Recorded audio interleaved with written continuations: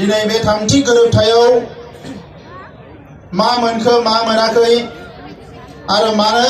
बे गोरोबथाखौ जोङो खालामनो गोनां जाखो दिनै बेखौ बुंनो थाखाय जों बेवहाय बाहागो लाफैदों। दा गिबियावनो आङो नैबे हाबाफारियाव बाहागो लानो हानाय गोलाव सम बड'लेण्ड सोमावसारनायाव बाहागो लाबोनाय हाथियार लानानै सोमावसारनाय मेंनो रोङै सासे दैदेनगिरि जोहोलाव मानगोनां बिथां गबिन्द बसुमतारी बिथांजों लोगोसे एनडिपि प्रग्रेसिभनि दैदेनगिरि बिथांमोन बे हाबाफारियाव बाहागो लानो हानाय joint action कमिटिनि chief convenor Rakesh बर' बिथां बे हाबाफारियाव बाहागो लानो हानाय बारग' रायजो सभानि एमपि लोगोसे इउपिपिएलनि आफादगिरि उरखाव ब्रह्म बिथां बे हाबाफारियाव बाहागो लानो हानाय दुलाराय बर' फरायसा आफादनि बारग' आफादगिरि आथिखालनि एमसिएलए रोंगोरा नार्जारी बिथां बे हाबाफारियावनो बाहागो लानो हानाय गुबुन गुबुन आफादनि दैदेनगिरि बिथांमोन আজির এই সভাত উপস্থিত হব পৰা বড়োৰ বিভিন্ন জাতীয় সংগঠনৰ লগতে ইয়াত উপস্থিত হোৱা আমাৰ গোৰ্খা মাইনৰিটি বেংগলী এসসি মডাহি ৰাভা আৰু বিভিন্ন কমিউনিটিৰ পৰা উপস্থিত হ'ব পৰা শ্ৰদ্ধাৰ নেতৃবৃন্দ এই সময়ত মই নিখিল বড়ো ছাত্ৰ সন্থাৰ তৰফৰ পৰা তামাংগোনাं ৰাইজोफोर गिबियावनो आङो दिनै बड'फा उपेन्द्रनाथ ब्रह्मनि सोरगोआरि जिउ सोलेरनि खाथियाव आंनि खुलुमनायखौ बावहरदों आरो लोगोसे अबंलावरनि खाथियाव आरज गाबदों। खारनायाव दुलाराय बर' फरायसा आफादनि एनडिपिनि बिएलटिनि बे गासैबो सोमावसारनायाव अबथिरा जिउ गारनांनाय जोंनि जोहोलाव जोहोलावजो बिथांमोननि जे खास्रि बिस्रि बुथार जानाय बिथांमोननि सोरगोआरि जिउ सोलेरनि खाथियावबो आंनि खुलुमनाय सिबिनायखौ आङो बे समाव बावहरदों। दा मानगोनां रायजोफोर दिनै नोंथांमोना जोंनो आर'नाइ गानहोदों नाथाय बे आर'नाइखौ जोङो नोंथांमोननोसो गानहोनांगौ मानोना मोनसे सोमावसारनाय मोनसे जांख्रिथायनि जि जिउ बियो सोरबा दैदेनगिरि नङा बियो रायजो राजासो रायजो राजायासो सोमावसारनायनि जिउ दिनै लामायाव फैबाय थानाय समाव मबाइल खुलिनानै नायनायाव सासे राजबंशी सेंग्राया मैया WhatsAppआव आपल'ड खालामनाय मोनसे निउज आंनो सोरबा हरदों। बिथाङा बिखा गावनाय बायदियै मबाइलाव गावसिनि रावजों बुंदों बर' हारिखौ आङो सेलुट खालामो होननानै आरो गावनि हारिखौ बियो बुंदों जे आंनि हारिखौ नुनानै आङो जोबोद दुखु मोनबाय होननानै बिथाङा बुंदों। बिथांमोना जोंनि सुक्तिया दा जाथों होननानै एकता दा जाथों होननानै बन्द होदोंमोन नाथाय बे बन्द होनायाव बिथांमोननि मानसिफ्रा रावबो बाहागो लायाखैनो। बिथाङा आरो बुंबावदों बे सुक्तिया जोंनि हारिनि थाखाय बिथांमोननि हारिनि थाखाय गोबां खहा लाबोगोन गोबां बायदिसिना जेंना लाबोगोन बेबायदि बुंसियावबो बिथांमोननि मानसिफ्रा रावबो हाबाफारियाव बाहागो लायाखै होननानै बिथाङा दुखु खालामदों। दा मानगोनां रायजोफोर दिनै बर' हारिखौ बिथांल' नङा आलफानि जाय सिएमसि परेश बरुवा बिथाङाबो मैया टिभिआव साबायखर बावदों। दिनै बर' हारिखौ सारा इन्डियानि मानसिफ्रानो दिनै बाख्नायदों सारा आसामनि मानसिफ्रानो दिनै बर' हारिखौ बाख्नायदों आरो बे बाख्नाय जानायनि गुदियाव दङ नोंथांमोन बर' आइ आफा रायजो राजाया। दा बेनिखायनो रायजोफोर आं नोंथांमोनखौ दिनै गिबियावनो मोनसे बाथ्रा खावलायग्रोनानै दोननो सानदों। मानसिसो बयनिबो गोसोआ सोलाय सोल' जायो। जोंनिया बयनिबोख्रुइबो गिनांगौआ जाबाय जोंनि गोसोआ सोलाय सोल' जानो नाङा। बड'फाया बिनिखायनो बुंलांदों आं थैनोसैयाव आंहा मोनसेल' दुखु थागोन आरो बिथांनि दुखुआ मा गाव थैनायजों गावनि सानस्रियाबो थैफालाङोब्ला बेवहायसो बिथाङा सुख'हायै दुखु थागोन होनदों। बिथांनि सानस्रिया मा बुहुमनि बर'फोरा गेरेमसा हारि जानांगौ। बुहुमाव बर' हारिया हायाव दैयाव अख्राङाव हाजोआव जेराव था साफ्रोमबो बर' फिसाया गेरेमसा जानांगोन, जौगासार जानांगोन। जोंनि राव थुनलाइ हारिमुवा अराय सम मुलुगाव थांनानै थानांगोन। बे खोथाखौ बिथाङा बुंलांदों। दिनै मोनायाव सागान होनायनि उनाव सोरबा उन्दै उन्दै गथ'फ्रा WhatsAppआव लिरदों, बड'फाया बेबायदि सुक्तिखौ लुबैयाखैमोन, बड'फाया बैबायदि सुक्तिखौ लुबैयाखैमोन। दिनै बड'फानि सिमां बेखौ मोगथां महर होनो थाखायनो BSc सुक्ति जादों, बेखौ मोगथां महर होनो थाखायनो BTC सुक्ति जादों, आरो बेखौ मोगथां महर होनो दिनै BTR नि सुक्ति जादों। बे मोगथां महर होनायनि लामायाव मानगोनां रायजोफोर, दिनै रंजानायनि सान। नाथाय बे रंजानायनि सानावबो आं मोनसे खोथा बुंनो नागिरदों। बड'लेण्डआ बहा थायो रायजोफोर? बड'लेण्डआ मानसिनि सालाय बिजौआवल' थाबा जानाय नङा, बियो बिख्लोआव थानांगोन। जाय मानसिफ्रा दिनै बड'लेण्डखौ जौजों मिलायनानै लोङो, बड'लेण्डखौ जुवाजों मिलायनानै बिथांमोना फैसा खामायनो नागिरो, बै मानसिफ्रा जोंखौ बुंदों जे बिथांमोना बड'लेण्डखौ गारबाय होननानै। जों नोंथांमोन बायदि बड'लेण्डखौ जौजों लगायनानै लोङा। जों नोंथांमोन बायदि बड'लेण्डखौ जुवाजों लगायनानै जोङो फैसा खामाया। जोङो बड'लेण्डखौ गोरबोआव सोनानै लादों। ओंखायनो आं नोंथांमोननि सिगाङाव थांनाय गोलाव समाव बुंलांदों, आरो दिनैबो जोंनि थामथि जि सोमावसारनाय, बे बड'लेण्ड सोमावसारनाया नैबे काजलगावआवनो जागायदोंमोन 2010 मायथाइयाव। जोंनि गिबि सोमावसारनाया बासबारिनिफ्राय जागायदों बड'फा उपेन्द्रनाथ ब्रह्मनि दैदेननायाव। NDBनि सोमावसारनाया जागायदों उदालगुरिनिफ्राय, नैथि सोमावसारनाया जागायदों। नाथाय दिनै थामथि सोमावसारनायखौ दुलाराय बर' फरायसा आफादा नैबे काजलगाव फोथारनिफ्राय जों जागायदोंमोन। आरो बेनिखायनो जों बुंदों, जों गिबियावनो थांगोन बे काजलगाव फोथाराव थांगोन। बे काजलगावनि फोथाराबो जारिमिनारि फोथार रायजोफोर, बिनिफ्रायनो जों जागायजेनदोंमोन। बै समाव जोंनि बिदा फंबायनि गेजेराव बुथारलायनाय, गावलायलायनाय, मोखांजों मोखां नायलायनो हायै, नेरलायलायनाय, बैबायदि समाव जोंनि दैदेनगिरिफ्रा बयबो सानदोंमोन बे सोमावसारनायखौ लाबोफिननाया मोजां जागोन ना जाया। नाथाय जोङो माखासेया साननानै लादों जे सोमावसारनायखौ जुदि लाबोनो हायाब्ला हारियाव खौसे फैनाय नङा, हारियाव सोलायनाय फैनाय नङा, हारियाव थांना थानायनि साहस फैनाय नङा, हारिया दावगालांनायनि लामा नुनाय नङा। ओंखायनो 2010 मायथाइयाव BTC जाखांनायनि उनाव जेरैखि जाया जानजि खाफ्रानानै साब्रैसो मानसिजोंबाबो जोङो थांखि लाफिनदोंमोन। मानोना बड'फाया बुंलांदों इउनिटि थ्रु स्ट्रागल, सोमावसारबासो जोंहा खौसे फैयो, जांख्रिखांनायजोंसो खौसे फैयो, हाबा मावनायजोंसो खौसे फैयो। आरो बेबायदिनो बर' हारियाव खौसेया फैदों। दिनै रायजोफोर, बे सुक्तिया जागोन जाया बेसेबांबा मोनसे गाज्रि थासारियाव दङमोन। गिबि खोथाया जाहैबाय जोंनि हाथियार लाग्रा आफादफोरनि गेजेराव गावस्रा गावस्रि, बेखौ नुनानै सुथुरफ्रा गोबां खाबु लाबाय। गोरोबलायनो जाहाथे हाया, रायलायलायनो जाहाथे हाया, रायलायलायोबा बिसोरो गोख्रों जागोन, गोरोबलायोबा गोख्रों जागोन, रायलायलायनो हायै मोनसे थासारि खालामबाय। नाथाय बे थासारिखौनो नुनानै दिनैनिफ्राय 2 बोसोर सिगाङाव जों थांखि लाबाय जे जेरैखि जाया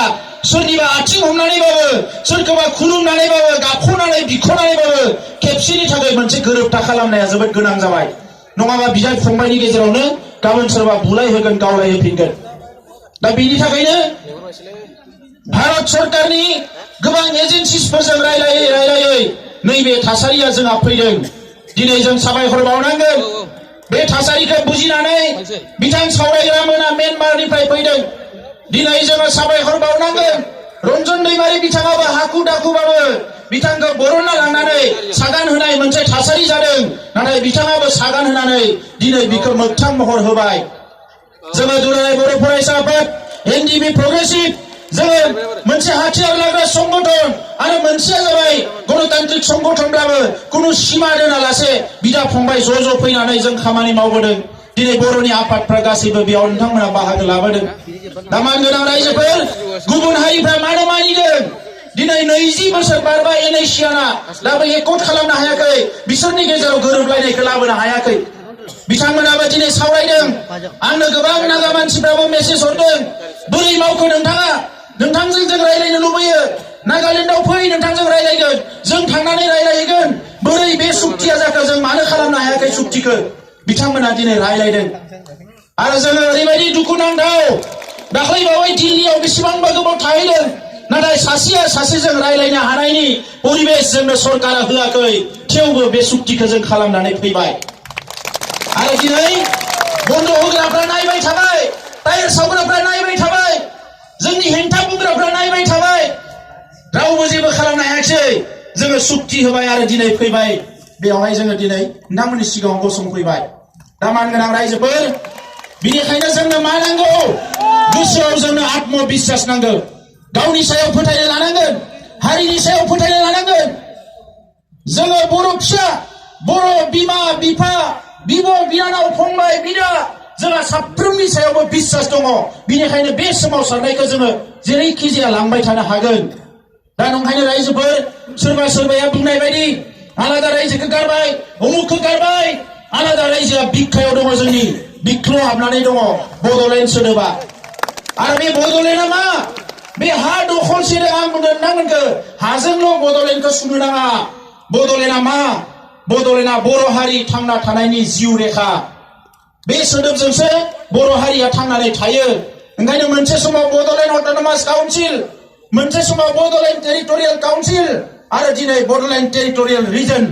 जोङो बे बड'लेण्ड सोदोबजोंसो बर' हारिया थांनानै थानो हागोन मालाया जि बुङा मानो दा नंखायनो रायजोफोर आं नैबे समाव जों मा मोनखो मा मोना बिनि गोलाव गासैखौबो बुंफोरनानै होनो नागिराखै दिनै सासे बड'फानि समाव मोनसे जिल्लायाव दैदेनगिरि जानाय सासे दैदेनगिरिया आं फैबाय थानायाव फनाव बिथाङा गाबहरदों जे फंबाय दिनै आङो नोंखौ ओरैबायदि माने गोसोखांदों आं नोंनि खाथियाव थांनो हायाखै जिफोर जिनिसखौ जों बिदोंमोन गोदो 33 बोसोर सिगाङाव सेन्ट्रेल इउनिभार्सिटि दिनै बड'फानि मुङावनो जोङो सेन्ट्रेल इउनिभार्सिटि लाबोनो हाबाय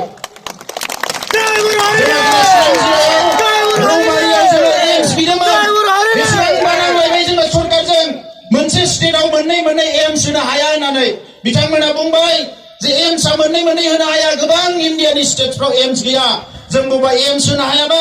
जोंनो नेरिम्स होनो हायो north east regional institute of medical science दिनै बिथांमोना रौमारियाव मेडिकेल साइन्स गायसननांगोन दिनै जोंनि गेजेराव स्पर्ट्स इउनिभार्सिटि बिथांमोना गायसननांगोन नेशनेल इन्स्टिट्यूट अफ टेक्न'लजि गायसननांगोन रेलनि थाखाय कच फेक्टरि गायसननांगोन गोबां हाबाफारिफोरखौ बिथाङा मावनानै होनांगोन बे सुक्तिनि गेजेरजों जोंनि सिमाया खोलाहाबो बारायनांगोन सानजाहाबो बारायनांगोन गोबाङानो सोंदों जोंहा सनितपुर जिल्ला बिश्वनाथ जिल्ला बायदिसिनाफ्रा मा जागोन जोङो बेवहाय स्पष्ट बेवहाय जोङो लिरनानै लादों नाथाय बिदि होननानै गुबुन हारिखौ जोङो सिगिनो गुबुन हारिनि थाखाय माबा मोनसे हेंथा मावनो थाखाय नङा रायजोफोर जोङो गावनि थाखायसो सानदों दिनै आसामनि थासारिया मोजां नङा भारत सरकाराबो सानदों आसाम सरकाराबो सानदों माबा मोनसे मावनो थांनानै माबा दावराव दावसि जागोन नामा जोंबो बिथांमोनखौ बुजिदों आरो बिथांमोननो सम होदों जों समखौ बिनिखायनो होदों जोंहा बिश्वास दङ गाबोन जोंनि साननाय हनायखौ मावाबा एक सेकेन्डआवनो जोङो राजा लामायाव ओंखारफिननो हायो बिनि थाखाय जोङो बिथांमोननिखौ जों सम होदों मैया सावरायखांनानै आसाम हाउसआव जोंखौ साहा लोंनो लिंदों मिटिं खालामदों आसामनि चिफ मिनिस्टारा बेवहाय मिटिं खालामखांना थांनायनि उनाव आं हारसिंनो गोजौआव थांना लोगो हमनानै सोंफिनदों सागानावथ' नों सहि होबाय बे हाबाफारिफ्रा जागोन ना जाया होननानै जायाबा खिन्थु बारा गोबाव नेनाय नङा आङो होननानै बियो हमख्रबनानै बुंदों जे नोङो सानफ्रोमबो अखाल' खालामो नायबायल' था जों मोनफ्रोमखौबो मावनानै होगोन होननानै दा नंखायनो रायजोफोर जोङो दिनै आवगायलांनांगोन जोंनि गेजेराव सोंखारिनाया गोबां जाबाय दा सबसे गिदिर मेसेजआ जाहैबाय 34 बोसोर सिगाङाव BSF मुं लानानै दानाय बे NDPआ दिनै बेसेबांबा दुखु खस्थ सहायनानै भुटान म्यानमार बांलादेश मुलुगनि गुबुन हादोरफ्रावबो थांनानै बर' हारिनि गांनाय उखैनाय मोनथायफोरखौ फोसावनानै दिनै मुलुगाव मिथिहोजानानै फैनानै दिनै बेसेबा गोबाव सिजफायाराव दङमोन बे सिजफायाराव थानायाव बायदिसिना थासारियाव गावस्रा गावस्रि जाबाय जेरैबायदि मदद मोननांगौमोन मोनाखिसै गोबां बिथिंनिफ्राय दा दिनै फैनानै बिथांमोना नैबे सुक्तिनि उनाव गावनि न'आव थांनो हागोन डिजिग्नेटेड केम्पनिफ्राय न'आव थांनो हागोन बिमा बिफाजों थानो हागोन बिब' बिनानावजों थानो हागोन बिदा फंबायजों थानो हागोन सोरबा हारिनि थाखाय गावनि उन्दै गथ'खौबो नागारनानै सिलायलाना हाग्रायाव थांदोंमोन दिनै गावनि गथ'जों बिखायाव गोबालायनानै थाफैनो हागोन बे जोंनि थाखाय बयनिख्रुइ गोजोननि खोथा खौरां लाहरदों मैया जिउनिफ्राय खौरां लाहरनानै सासेया फन हरदों सार जोङो रावखौबो मिथिया खिन्थु नोंखौसो मिथिगौ मालाया ओंखारजोबोबा जोंबो जेलनिफ्राय ओंखारनांगोन आं बुंदों जों दङ थैजासे जुजिलांगोन खुनु दिन फासयनायाव गैया दा नंखायनो रायजोफोर जोंनि खामानिया सागान होनाय लोगो लोगो जोबाखै जोंनि खामानिया बांदोसो हारिखौ दानांगौबा जों उन्दुगा दुरा जाबा जानाय नङा जौ फाग्ला जाबा जानाय नङा ओंखायनो आङो जेसेबां बिबुंथि होदों बेवहाय बुंबोदों जे जों बड'लेण्डखौ माबायदि बरायदो नोरजिया मावरिया हावरिया लोरबां जानानै बरायदो ना लेखा गोरों साखा फारा फिट फाट जानानै जोङो बरायदो जोंहा दिनै रेडि जानो सम जाबाय रायजोफोर जोंखौ बारा गोबाव आरो खानानै दोननो हाया बियो रोखा जाबाय दा नंखायनो रायजोफोर आं गोबां खोथा बुंला दिनै मोनसे सुक्ति जादों बे सुक्तिखौ लानानै जोंनि गेजेराव शान्ति लाबोनांगोन अस्त्रखौ जोङो जोंनि हारियाव हाथियार गैयै मोनसे समाज दानो होननानै बुंदों हाथियारा मा हाथियारा मेलेम गैया रायजोफोर मानसियासो बाहायो हाथियारखौ जेला मालाबा हाथियारानो मानसिखौ बाहायफिनो अब्ला बे हाथियारनि सायाव जोंहा मा जायो गोबां गिनो गोनां जायो दा नंखायनो दिनै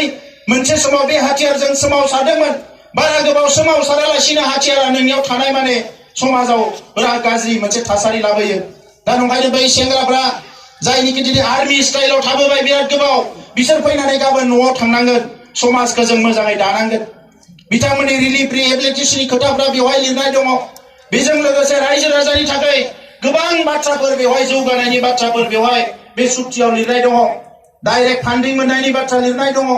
दिनै एसपिडिसिखौ जों जेबो बुंनो हायामोन नाथाय दिनै बे सुक्तिनि गेजेरजों गोसो जाबानो होखारनो हासिगोन गोसो जाबानो लाबोनो हासिगोन जोंनियाव एसेबाबो गोब्राब बे सुक्तिया ओरैनो सुक्ति नङा बेवहाय नायै बेसेबांबा जुजियै दान्थे बिदान्थे खालामै मैया सागान होनायनि 2 घन्टा सिगांसिम जोङो दान्थे बिदान्थे खालामनानै बे सुक्तिखौ खालामदों दा बेवहाय जोङो बेखिनिखौ गासैखौबो मोनजोबमारोबा जोंनि ओनसोला ओरैबायदि जौगागोन बे जेला इमप्लिमेन्ट जाजोबगोन जों बेखौ बुंस'नो हाया दा नंखायनो रायजोफोर दिनै जों बयबो दिनै गोग्गानांगोन मानोना गुबुन हारिफ्रा बुंबाय थादोंमोन माने ओरैबायदि बिथांमोननि हेंथा होसेयावबो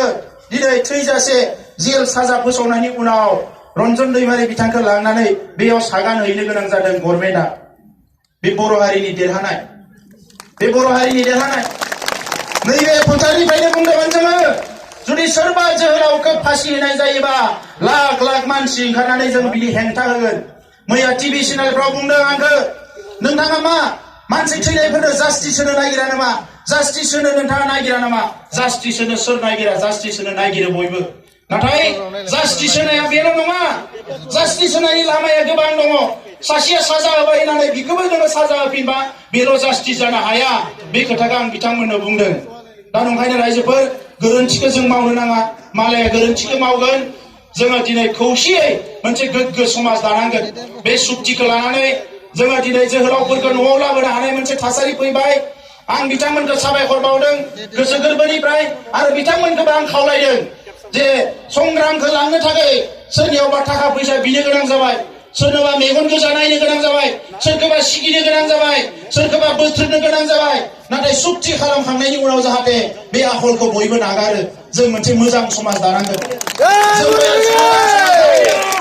जोंनि साफ्रोमबो जोहोलावा जेरैबायदि सिलाय लानानै हारिनि थाखाय हाग्रायाव थानानै जुजिदोंमोन गाबोन सिलायखौ गारनानैबो गामियाव थांनानै हारिनि थाखाय जुजिनांगोन आं नोंथांमोनखौ बयखौबो खावलायो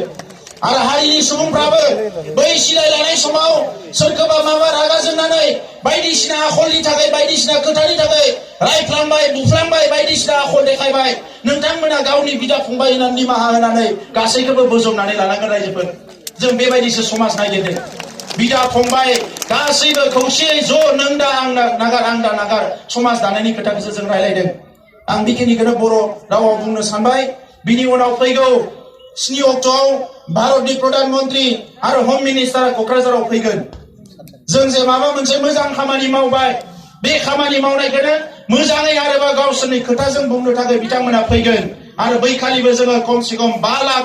मानसिफ्रा ओंखारनानै जोङो बिथांमोननो बुंनो हानांगोन जों ज' जानानै बुंनांगोन जे नोंथांमोना जिखौ होदों जों मोजां मोनदों नाथाय बेखौ उनाव नोंथांमोना मावफुंना होआबा जों जिरायनानै थानाय नङा बेखौ जाहाथे जोङो दिन्थिनो हायो बर' हारिया बेसेबां खौसे, बर' हारिया बेसेबां गोहोगोरा, बर' हारिया बेसेबां डिसिप्लिन, बैखौ जाहाथे जों दिन्थिनो हायो। बिनि थाखाय फैगौ 7 अक्ट'आव क'क्राझाराव जि गेदारिं जागोन, बेवहाय जाहाथे नोंथांमोना बयबो बाहागो लायो। सदराइज যোৱা 2-3টা দিনত অসমৰ মিডিয়াত আমি দেখিবলৈ পাইছো যে ইউটিসি চুক্তি হ'ব। কিছুমানে শুভেচ্ছা দিছে, আপোনালোকৰ ইউটিসি হ'ব, ভালে লাগিব। কিছুমানে বন্ধ দিছে, কিছুমানে কৈছে এইটো অসম বিভাজন হৈ যাব, কিছুমানে বিভিন্ন প্ৰকাৰে ইয়াত মানে